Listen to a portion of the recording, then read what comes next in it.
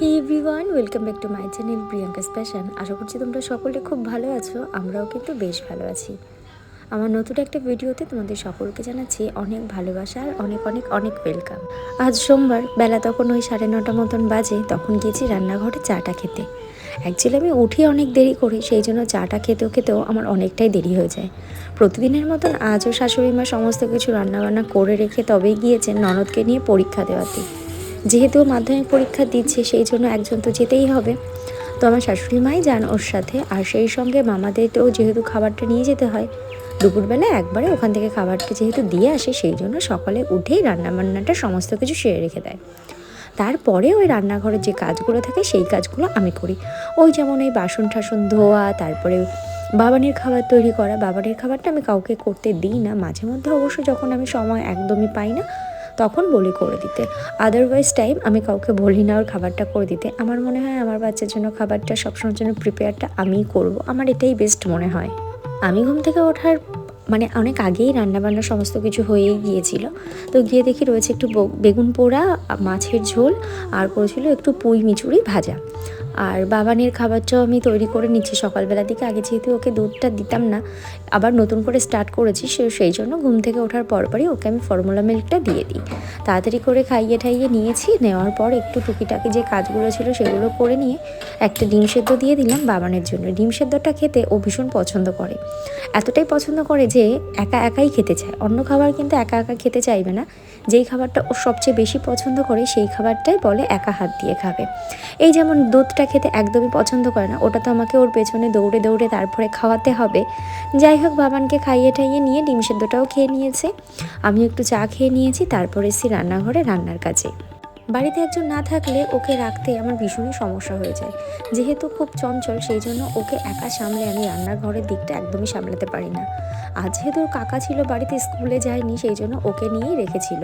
ওই একটু খেলাধুলা করছে, আবার আমার কাছে আসছে। কিন্তু যদি ও বাড়িতে একা থাকতো না, তাহলে খুব একটা থাকে না, ওই সারাক্ষণই ডাকতে থাকবে। আর যেহেতু আমি রান্নাঘরের এইদিকে আসলে ওর কাছে গেলে এইদিকে যেই কাজ আমার 10 মিনিটে হয়ে যাবে, সেই কাজ করতে প্রায় 1 ঘন্টা লেগে যাবে। কিন্তু কিছু করার নেই। এই সমস্ত জিনিস বাদে বাবান কিন্তু আমার খুবই শান্ত। হয়তো একটু দুষ্টুমি করে, কিন্তু সেই দুষ্টুমিগুলো মানানসইয়ের মধ্যেই পড়ে যায়। আমি সমস্ত সবজিপাতি না খেলে কি হয়, বাবানকে তো আমাকে খাওয়াতেই হবে। যতদিন ছোট আছে, যতদিন কোনো বুদ্ধি না হচ্ছে, ততদিন বাবু একটু খাইয়ে নি। তারপরে যখন একটু বুদ্ধি ভার হয়ে যাবে, তখন আর এই সমস্ত কিছু সবজি হয়তো খেতে নাও চাইতে পারে। এই যেমন আমি কুমড়ো জিনিসটা একদমই পছন্দ করি না, কুমড়ো, স্কোয়াশ এই টাইপের সবজি আমার একদমই পছন্দ নয়। কিন্তু বাবানকে কিন্তু আমি মাঝে মধ্যেই স্কোয়াশটা দিয়ে থাকি। স্কোয়াশটা খাওয়াও খুব ভালো। তো আমি মনে করি আমি কোনো খাবার খাই না বলে আমার বাচ্চাকে খাওয়াবো না, এমনটা নয়। ওকে সমস্ত রকমের সবজির স্বাদই আমি দিয়ে থাকি। আপাতত এখনও কোনো দিনও কোনো সবজি নিয়ে অবজেকশন করেনি। এইদিকে বাবানের মাছের তরকারিটা হয়ে গিয়েছে কথা বলতে বলতে, আর টুকিটাকি যে বাসনগুলো আবার বেরিয়েছে সেইগুলোই একটু ধুয়ে নেব।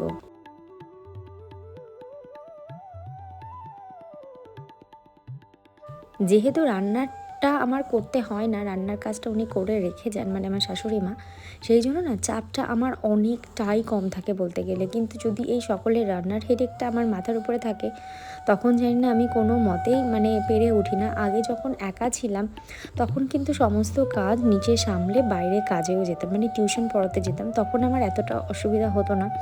কিন্তু এখন আমার মনে হয় যে বাচ্চাটাকে রাখাটাই সবচেয়ে বেশি ইম্পর্টেন্ট আগে। কারণ ও আর 1 বছর কি 2 বছরই হয়তো এরকম করবে, তারপরে আর এরকম করবে না। কিন্তু এই 1-2 বছর চলে গেলে আমি এই 1-2 বছর কখনোই আর ফেরত পাবো না। হ্যাঁ, মাঝে মধ্যে ওকে আমি একটু বকাঝকা করি, রাগ হয় মাঝে মধ্যে, কিন্তু সেটা সাময়িক সময়ের জন্য।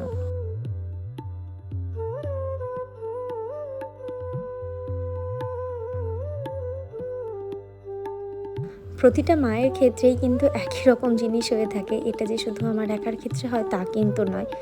আমি যখন কোনো জিনিস পোস্ট করি, তো সেইটা দেখে অনেকেই একই কথা বলে, হ্যাঁ আমরাও বাচ্চার সাথে এরকম করি। কিন্তু পরে ভাবি কেন করলাম? তখন আমি ভাবি, হ্যাঁ শুধু আমি একা নয়, আমার মতন অনেকেই আছে। হ্যাঁ, বাবানকে বকলে অনেকেরই রাগ হয়, কষ্ট হয়। এই তার মধ্যে যেমন আমার মা, বোন, ভাই, আমার শাশুড়ি মা, শ্বশুরমশাই সকলে তো আছেনই। বাবানকে বকা কেউই পছন্দ করে না। তো যাই হোক, যেহেতু অনেক আদরের সেই জন্য হয়তো কেউ পছন্দ করে না। কিন্তু আমার ওই আদরের কলিজার টুকরোটাকে বকা দিতে আমিও চাই না। কিন্তু কেন জানি না, ওই মাঝে মধ্যে বকা দিয়ে ফেলি। তো যাই হোক, রান্নাবান্না কমপ্লিট হয়ে গিয়েছে, এখন চলে এসেছি সোজা ঘরে। ওই যে ওর সাথে একটু শুয়ে নেওয়া, কারণ তা না হলে না মানে রাত্রেবেলার দিকে বেশিক্ষণ জাগতে পারি না। ও যেহেতু অনেক রাত করে এখনও ঘুমায়, আবার কোনো দিন তাড়াতাড়ি ঘুমিয়ে পড়ে, কিন্তু দুপুরবেলায় ও ঘুমানোর সাথে সাথে আমি এটা ঘুমাই। মানে এটা ও হওয়ার পরের থেকে আমার এই জিনিসটা চালু হয়ে গিয়েছে। তো এই অভ্যাসটা যেহেতু অনেক দিন হয়ে গিয়েছে, ওই জন্য না এখনও চেঞ্জ আর করতে পারি না। ভাবি যে ঘুমাবো না, কিন্তু না, সেই দুপুরবেলা ও ঘুমানোর পরে সে মনে হয় একটু ঘুমিয়ে নিই। তো এদিকে পাপাটা আমার ঘুমিয়ে রয়েছে একদম, আর ও ঘুমিয়ে থাকলে মনে হয় পুরো বাড়ি একদম শান্ত। তো যাই হোক, আজকের ব্লগটা এখানেই শেষ করলাম। সবাই ভালো থেকো।